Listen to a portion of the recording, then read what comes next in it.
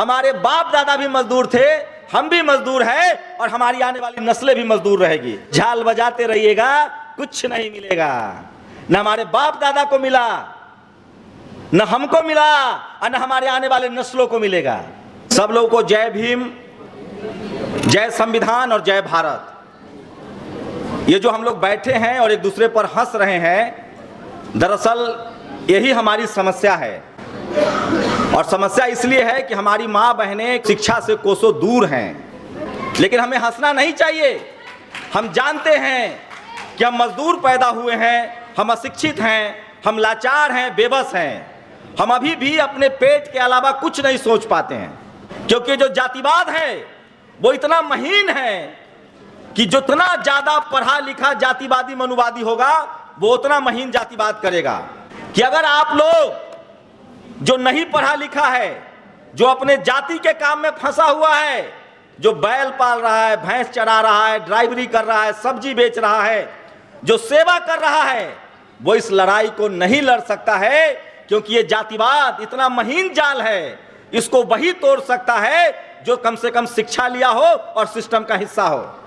एक बार लालू यादव ने कहा था कि ये जो जातिवाद ऐसा मकरजाल है, इस मकरजाल को वही तोड़ सकता है जो व्हाइट कॉलर जॉब में हो, जो मीडिया में हो, जुडिशरी में हो, कॉलेज यूनिवर्सिटी में हो, ब्यूरोक्रेसी में हो, बिजनेस में हो।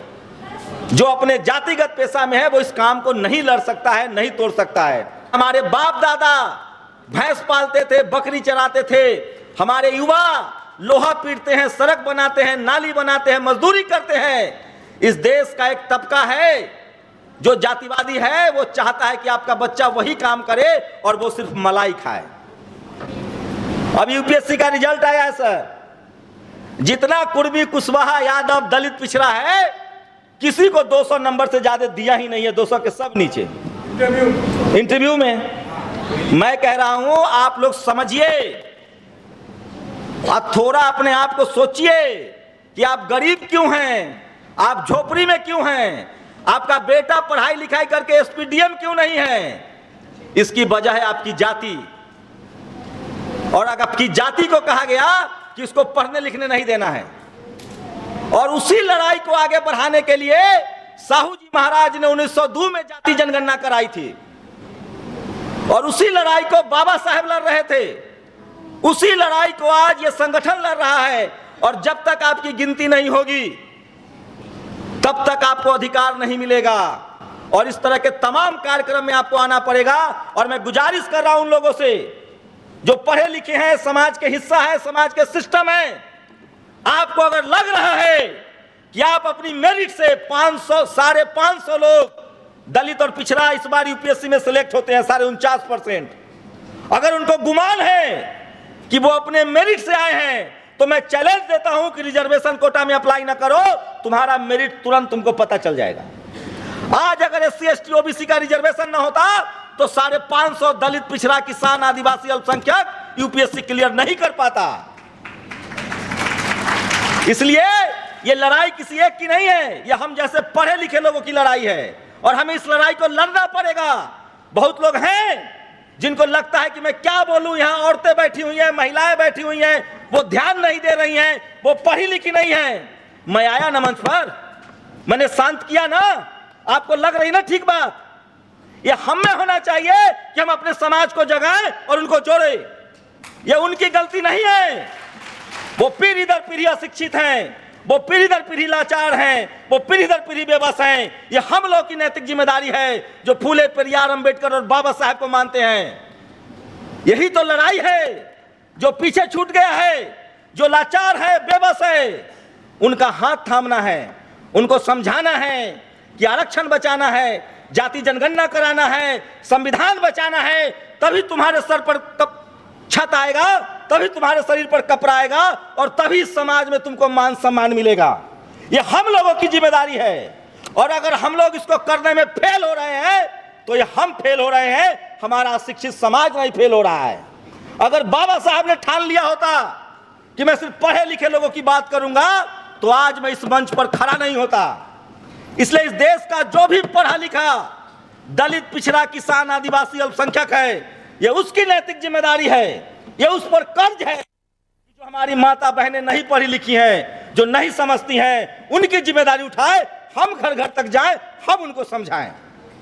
क्योंकि हमको जो भी मिला है वो हमारे महापुरुषों से मिला है, बाबा साहेब के कर्मों से मिला है। आप कल्पना कीजिए कि रविदास न होते, कबीर न होते, बाबा साहेब न होते, जगदेव बाबू न होते, कर्पूरी ठाकुर न होते, और ये आरक्षण न होता, बीपी सिंह न होते, शरद यादव न होते, रामविलास पासवान न होते, तो मैं कहीं नाले में गिरा हुआ गटर साफ कर रहा होता।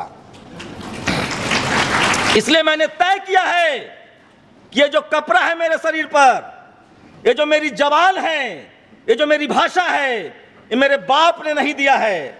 उन्होंने मुझे पैदा जरूर किया है, मेरा ये सारा अधिकार मुझे मेरे वैचारिक पिता इन तमाम महापुरुषों ने दिया है, और मुझे इनका भी कर्ज उतारना है।